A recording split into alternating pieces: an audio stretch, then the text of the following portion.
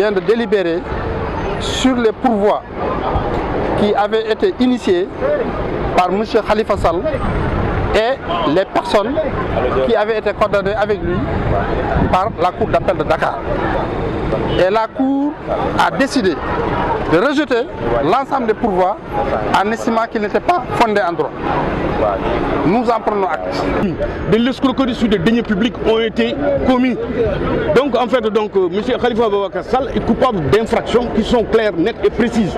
Lui-même, il les a reconnues. Il n'a jamais discuté de sa culpabilité. Il a simplement tenté de justifier.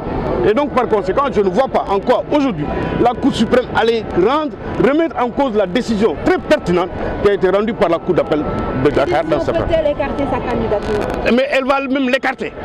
Parce que M. Khalifa Sall maintenant est hors de course. Donc il ne peut plus être candidat. Mais est-ce que c'est voilà. Mais ce n'est pas à moi de le dire. Mais c'est la conséquence de la décision qui est intervenue.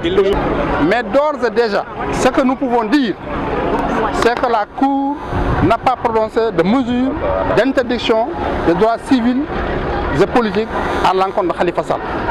Par conséquent, nous considérons que Khalifa Sall reste encore électeur et éligible. Pour vous, c'est une décision correcte aujourd'hui? C'est une décision plus que correcte et logique. C'est une décision qui est conforme à la loi. Vous avez vu que la Cour suprême a rendu sa décision et a lu intégralement tous les moyens qui ont été soulevés, a lu intégralement les décisions qu'elle a prises tendant au rejet de chaque moyen.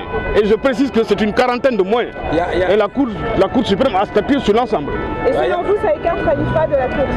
Mais évidemment, parce qu'en fait, vous savez, c'est une décision qui est devenue maintenant définitive. Parce qu'on nous parle du rabat. Le rabat n'a pas un caractère suspensif. Encore une fois, on épilogue sur ça. Le rabat n'est pas suspensif. Parce que le rabat n'est pas un second pourvoi en cassation. Donc par conséquent, il n'est pas suspensif. Ils n'ont qu'à déposer un recours en rabat d'arrêt. Mais cela n'empêche et cela n'enlève en rien au caractère définitif de la décision qui est intervenue. Il y a le rabat d'arrêt qui est encore possible. Et nous allons voir si... Ça, c'est son point de vue. Il ne met pas de ma compétence de critiquer les propos d'un confrère et surtout qui défend une partie adverse.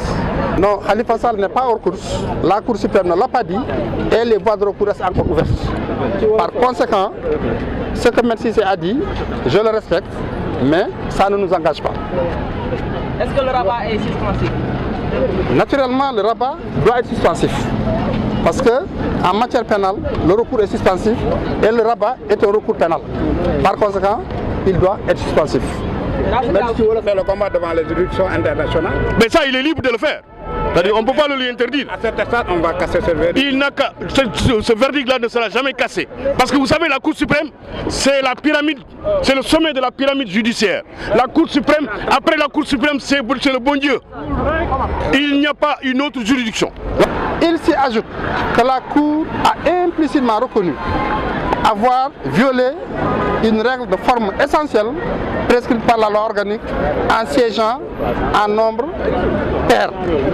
Alors que dans sa composition, la Cour suprême doit siéger en nombre impair. La Cour a essayé de nous expliquer qu'au moment du délibéré, ils étaient en nombre impair.